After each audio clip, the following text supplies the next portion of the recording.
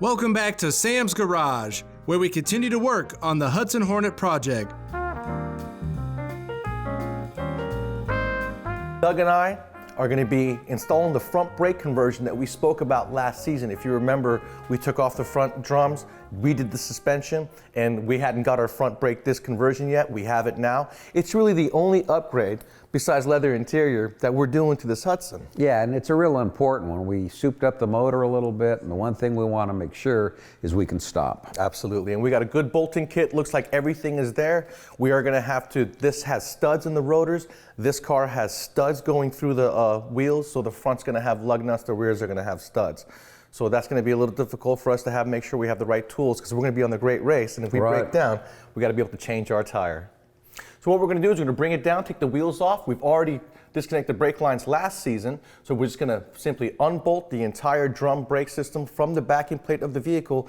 Our new system comes with new brackets that bolt onto the backing plate, the caliper bracket that bolts onto the bracket for the backing plate, and then it's got a standard GM single piston caliper that you can walk into any auto parts store around the country and get a new one if you need to. You bet. That makes a big difference. And drum brakes, believe it or not, all the big rigs today, they got air brakes, they're all equipped with drum brakes. So even though on cars we take them off and put on hydraulics for better braking power, drum brakes actually have a lot of braking power when done correctly, and their size on the big trucks makes them powerful. Right. Makes it a lot easier.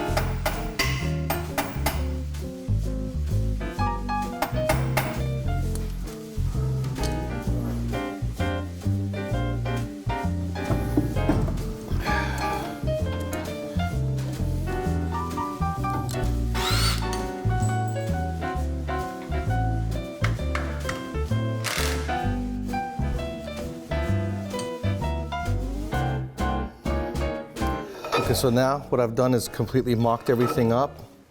Takes a couple times for you to make sure you got the brackets correct, the hardware correct. Got to go through the front so the nuts and hardware are basically living behind the hat portion of the rotor.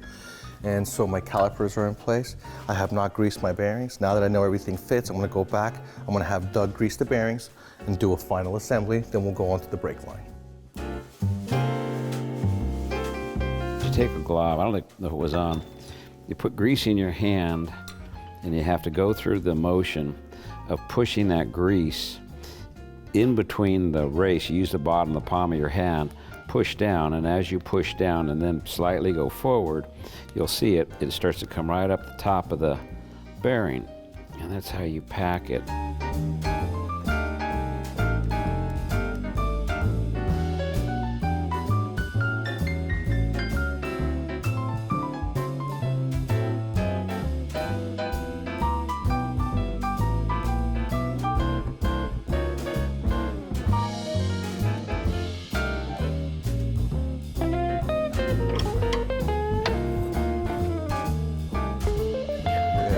There you go.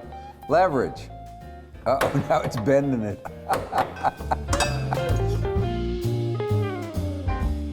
Every time I hear the bell, I think I got another round.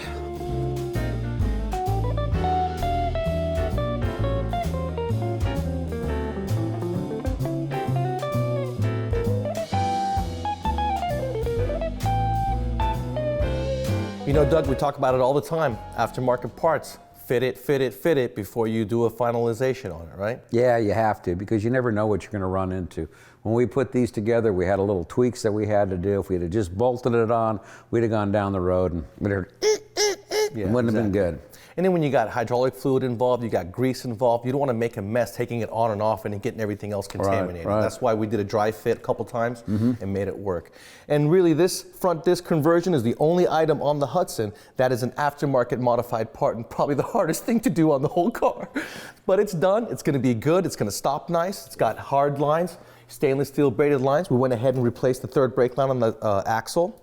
and that takes care of the brake system. You know, and that was real important for what we were doing. We hopped up the motor a little bit, and we want to make sure when we're running that great race, we're able to stop. Otherwise, it could be catastrophic. Absolutely right. And the thing is that these brake parts, standard GM stuff, you can go into any brake store, any parts store across the country and get the parts that you need, and it looks good. It looks great. You know, on top of that, it stops. Yep, and we got a whole new brake system. We got new rear shoes and drums. We got a new master cylinder. We got new front components. We're good to go. Sounds good. All we got to do now is bleed it, and we're on the road.